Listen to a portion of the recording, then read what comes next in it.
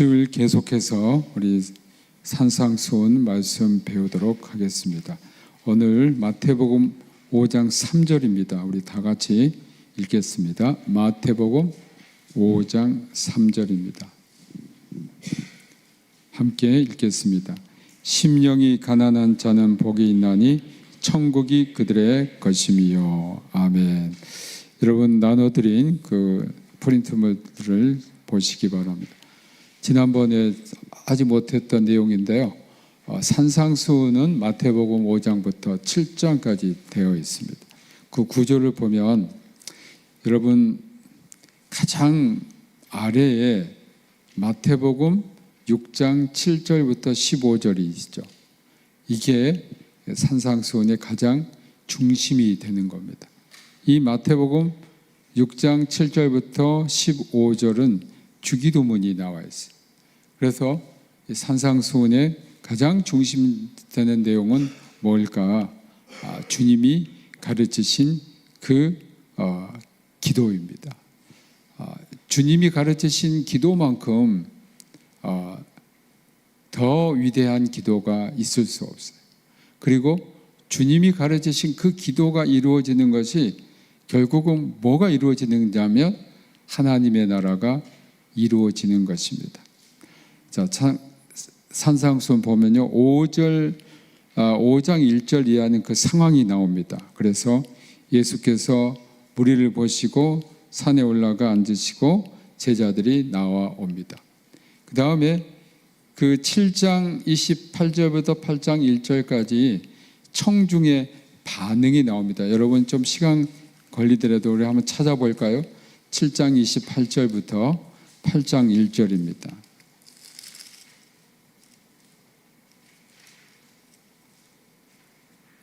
(18절에) 보면요, 예수께서 이 말씀을 마치심에 무리들이 그의 가르치심에 놀라니 이는 그 가르치시는 것이 권위자 같고 그들의 서기관들과 같지 아니함이로라. 예수께서 산에 내려오시니 수많은 무리가 따르더라. 자, 5장 1절에 보면요, 산에 올라가셨거든요. 마지막엔 산에서 내려오십니다. 그런데 청중의 반응은 뭡니까? 굉장히 놀랍니다.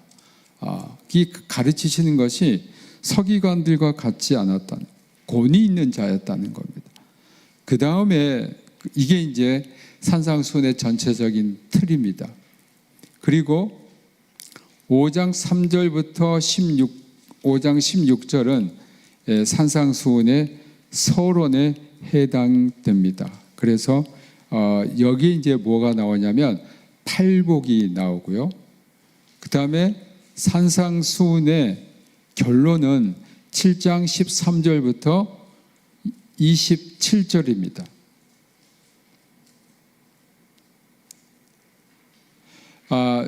여기에서 이제 도입이 이제 팔복이 되겠고요. 7장 13절부터 27절이 이제 마감 결론이 되는데 여기에 중요한 그 주제들이 있습니다. 첫 번째는 뭐가 있냐면 천국이라는 내용이 나와요. 5장 3절, 10절, 7장 21절. 그 다음에 5장 3절부터 10절까지 또 7장 21절부터 27절까지는요 3인칭으로 사용하고 있어요. 예수님이. 자, 5장 3절을 한번 봅시다. 심령이 가난한 자는 복이 있나니. 이건 3인칭이거든요. 우리말 성경에는 이 3인칭이 제대로 나와 있지 않지만 헬라어 성경에 보면 이 동사가 3인칭 동사를 사용하고 있습니다. 그 다음에 5장 11절부터 16절, 7장 13절부터 20절은 2인칭을 사용하고 있어요. 자, 10절을 봅시다. 5장 10절을 보시면, 11절을 보시면요, 나로 말미암아 너희를 욕하고 박해하고 거짓으로 너희를 거슬려. 2인칭이 나오죠. 2인칭 복수가 나오고 있습니다.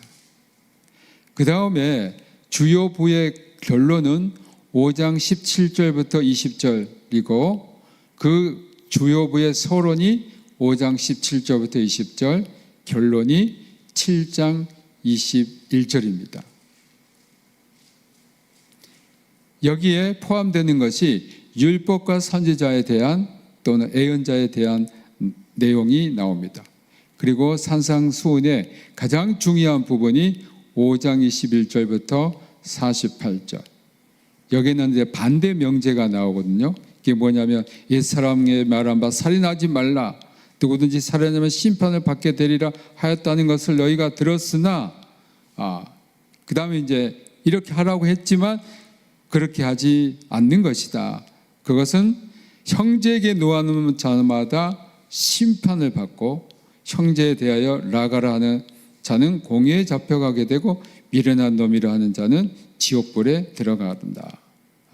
그러니까 예수님께서 말씀하시는 거면요, 살인하고 그런 것이 바로 심판을 받는다고 했지만 그것보다도 형제에게 노하고 욕을 하는 그 사람들이 심판을 받는다는 굉장히 구체적인 이것이 바로 예수님 말할 때 과거 사람들이 이것이 살인이라고 했는데 아니다. 바로 이런 것들이 살인이라는 것을 예수님께서 분명히 말씀을 하신 겁니다.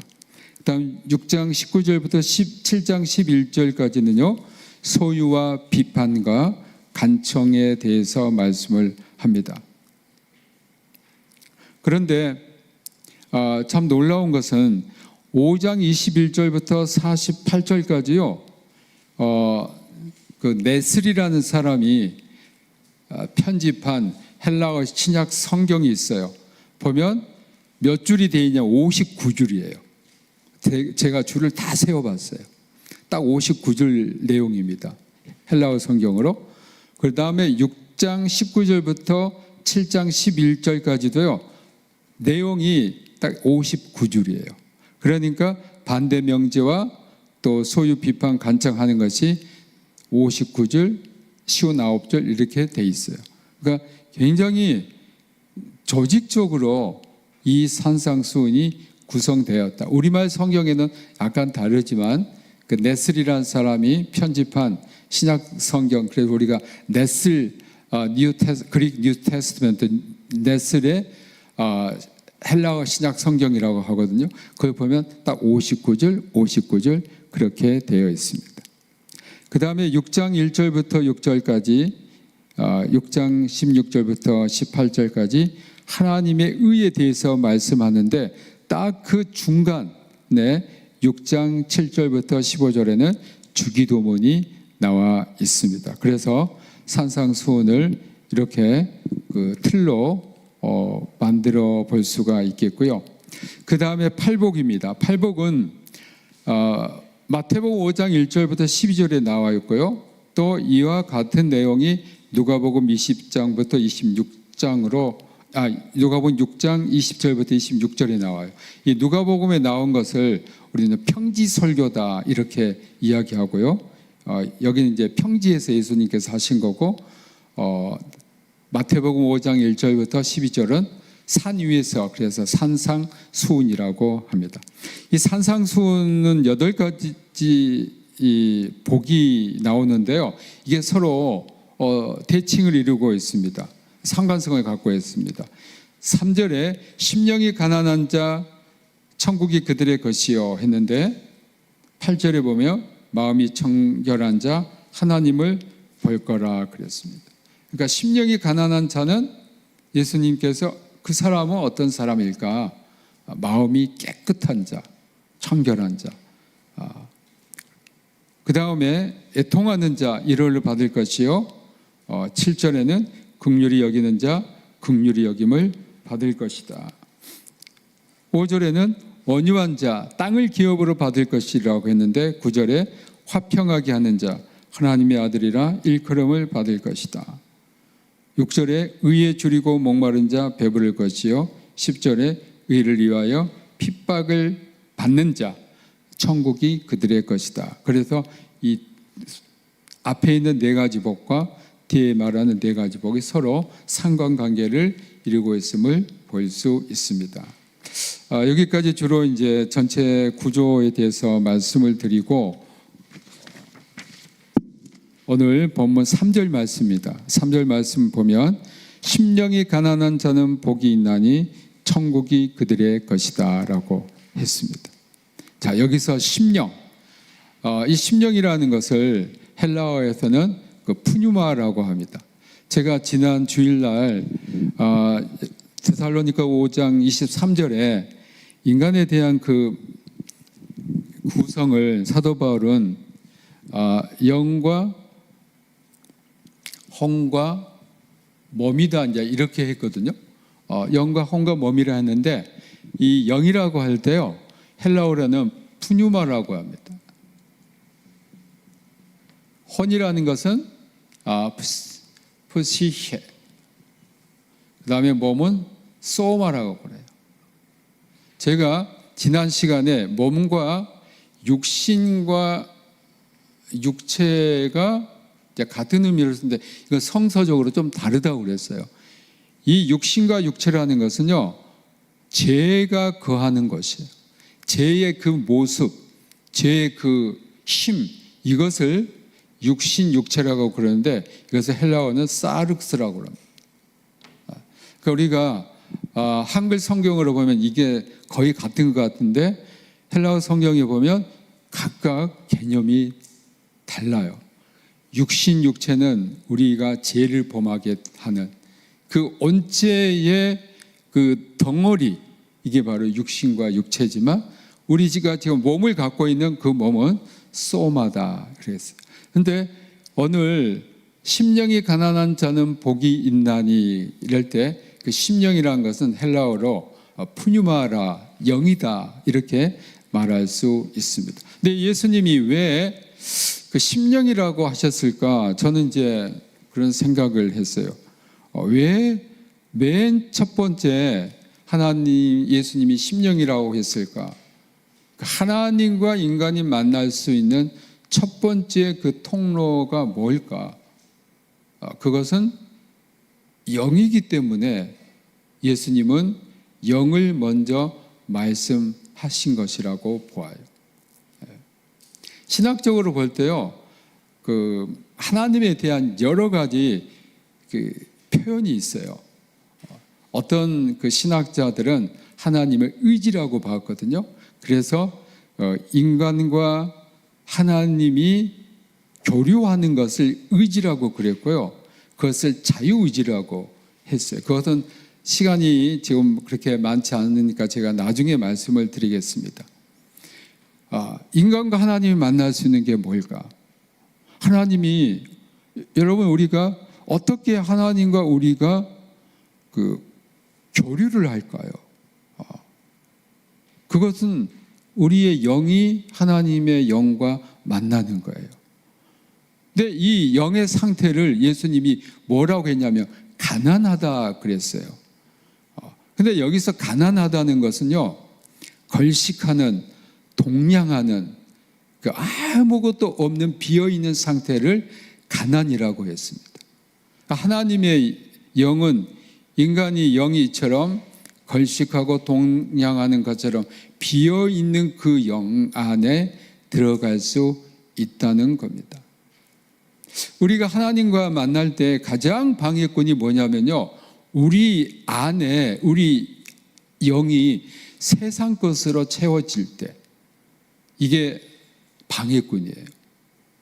어떻게 보면 우리 영이 하나님으로 계속 채워져야 됐는데 세상 것으로 계속 채워져 있으면 하나님의 영이 우리 안에 들어올 방이 없어요. 교회사적으로 보면요, 이런 운동이 굉장히 많이 일어났어요. 여러분 그 수도원 운동이라는 게 있거든요. 이 수도원 운동은 3세기 전부터 등장해요. 근데 이 수도하려는 사람들의 첫 번째 목적이 뭐냐면요, 어떻게 내가 복음서의 말씀대로 예수님의 뜻대로 살 수 있을까, 그거였어요. 그렇다면 나는 세상을 등지고, 그러니까 내 안에 세상의 것으로 채우지 말고 어디로 가냐면요, 저 멀리 세상과 떨어진 오지, 산 속에 어떤 사람은요, 그 주상 수도사라고 해가지고요, 나무 꼭대기로 올라간 사람들도 있었어요. 그래서 그 사람들의 궁극적인 목적은 복음서와 예수 그리스도를 따르는 삶이었어요. 왜냐하면 세상과 격리를 하려고 했거든요. 그래서 이 수도 운동이 시작됩니다. 이런 수도 운동이 계속 서방교회에서, 그러니까 첫 번째는 아시아에서, 오늘날 우리가 알고 있는 그 터키 중심으로 한 소아시아에서, 그리고 사막에서 시작이 돼요. 시리아의 사막에서. 그러다가 이러한 수도 운동이 유럽으로 전파되고요. 특히 여러분 가운데 우리 기독교인들도 잘 알고 있는 유명한 수도사가 있습니다. 혹시 여러분 프란체스코 많이 들어보셨죠? 또 프란시스라고 그러거든요. 이 프란시스의 그 수도원 운동은요, 그들이 주장했던 것은요, 자발적 청빈이었어요.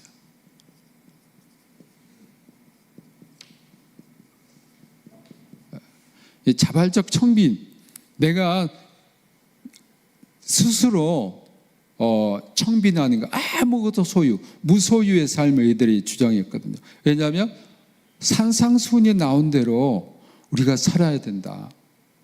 이래서 이 수도사들이요, 그러면 자발적 청빈을 실천하는 가장 좋은 방법이 뭘까? 아무 소유하지 않고. 그래서 이들이 했던 것이 탁발이었어요.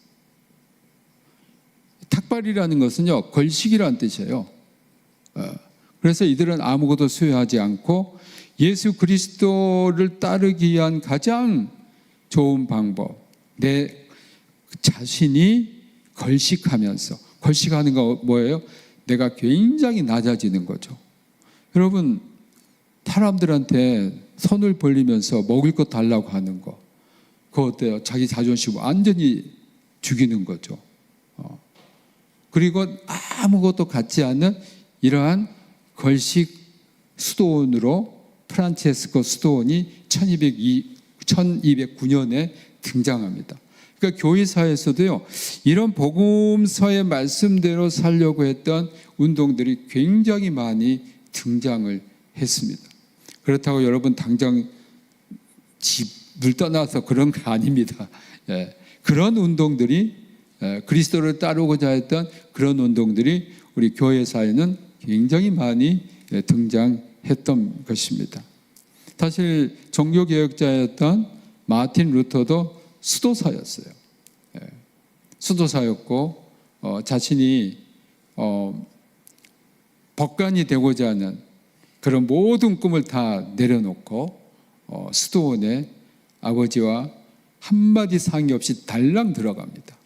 굉장히 고민을 많이 했죠. 그래서 하나님께서 또 그를 종교개혁자, 위대한 새로운 시대를 연 사람으로 만드신 겁니다. 여기 복이 있나니는 헬라어 성경에서는요, 형용사입니다. 여기서 말하는 복이 있는이라는 뜻은 행복한, 구원받은 최고의 복이 있는, 말할 수 없이 황홀한이란 뜻입니다.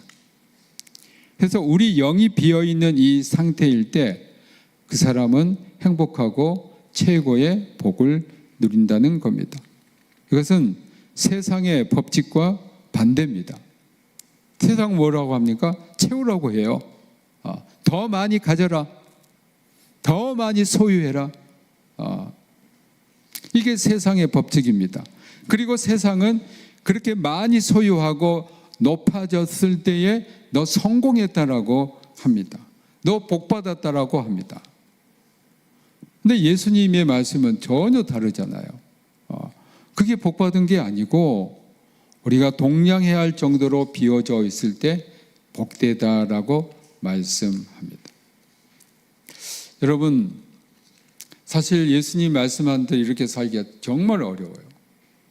그런데 이렇게 살 때에 인간이 정말 누리는 복이 있어요.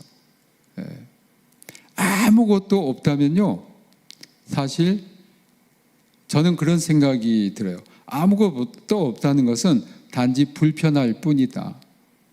그러나 우리의 영은 굉장히 자유롭다. 정말 자유로워요.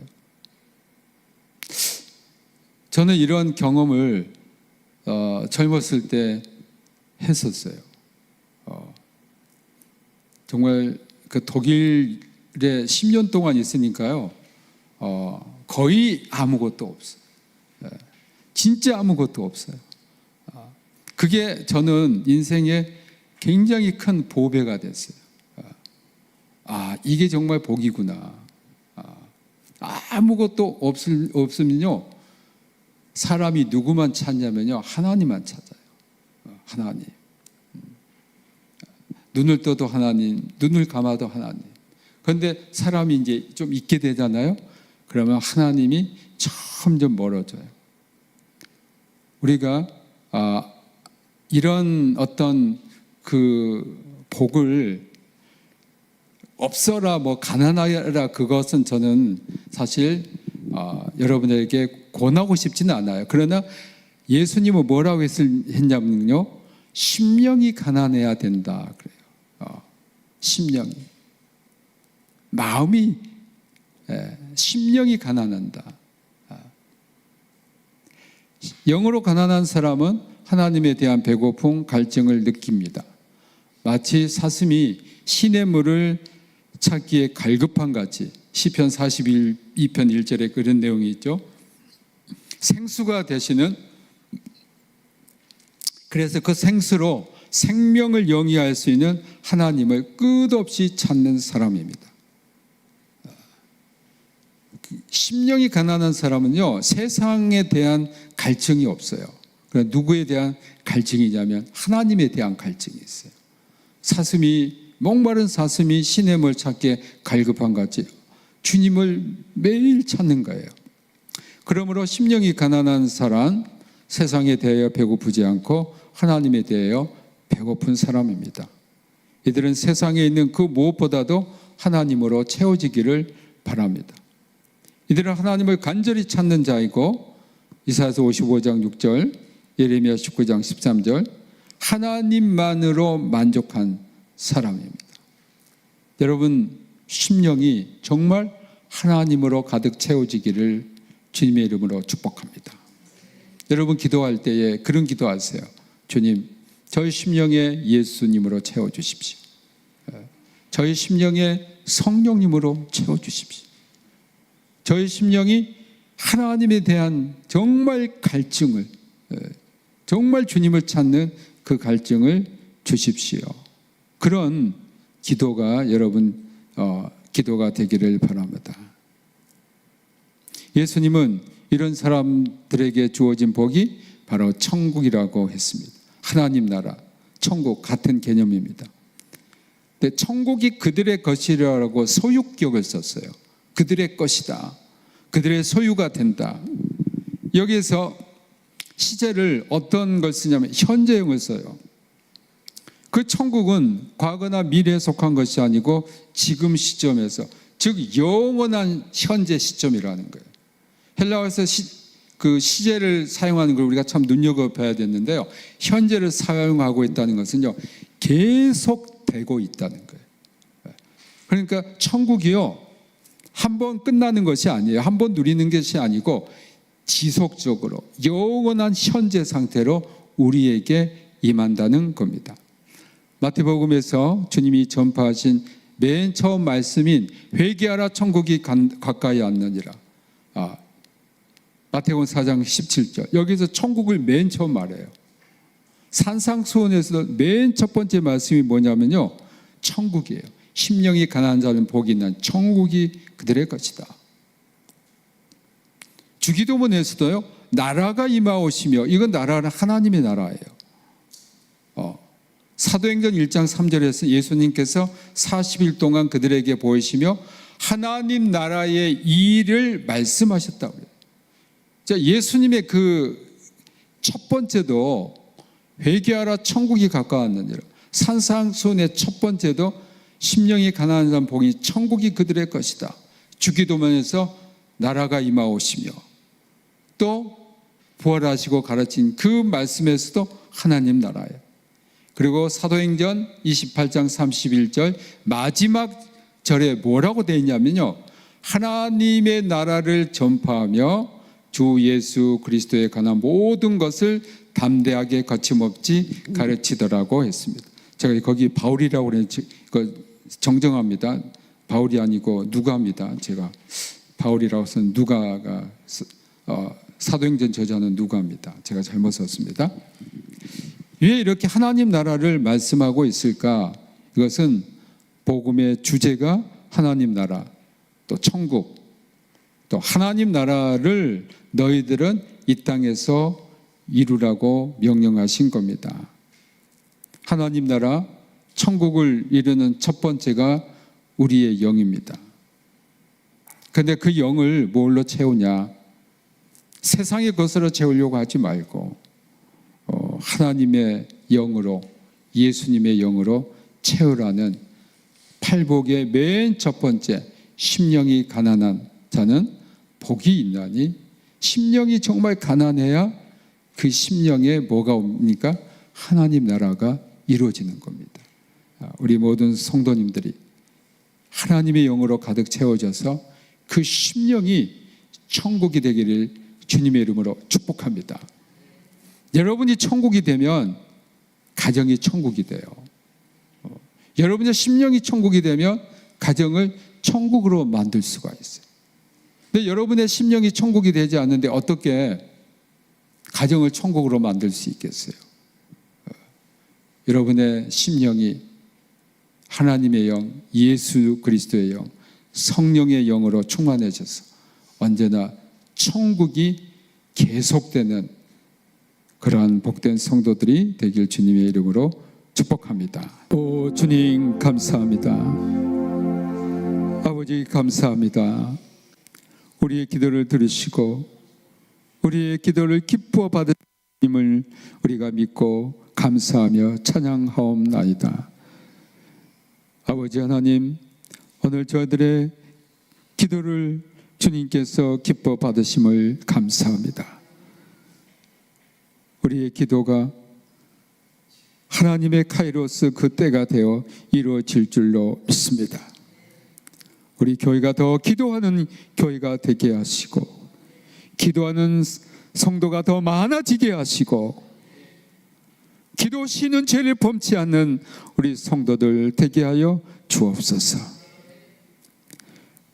예수 그리스도의 은혜와 아버지 하나님 크신 사랑하심과 성령님의 감화 감동하심이 오늘 심령이 가난하기를 간절히 바라다.